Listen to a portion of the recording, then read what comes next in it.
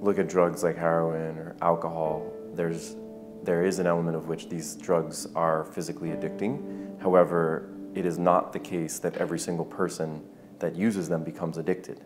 In other words, there is some reason why some people get addicted and some people don't.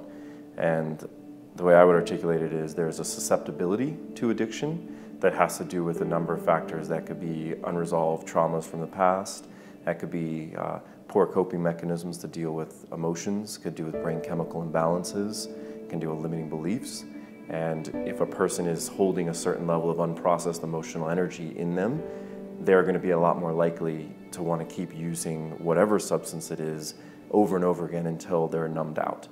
Whereas someone that might just enjoy a glass of wine, but they have a pretty good grasp on their emotional energy and their ability to cope with emotions, the glass of wine is a great place for them to just stop.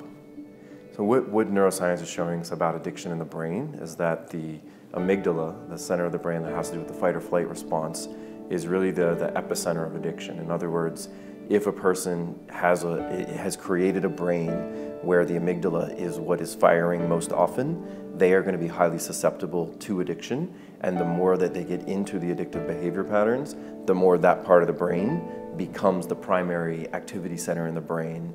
The cerebral cortex or the higher brain functions will be shut down because there's this constant search of, am I safe or not? And if I'm not safe, I need to get out of here. And a great way to get out of here is to be able to check out through the numbing that drugs and alcohol offer.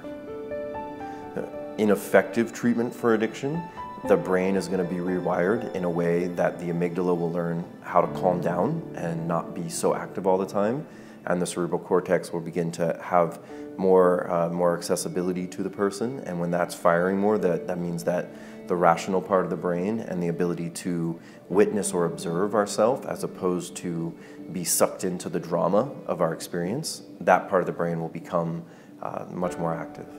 Modern neuroscience is showing us that our brains are biochemically engineered for addiction.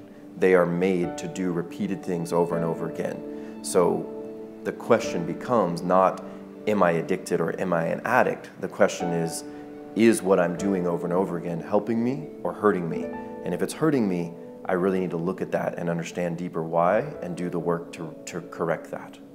So what we're doing here at Helix by integrating somatic therapy and sound therapy and acupuncture and all these body-centered approaches, we're helping our clients to actually get access to both hemispheres of the brain to make long-lasting change around their addictive and destructive behavior patterns.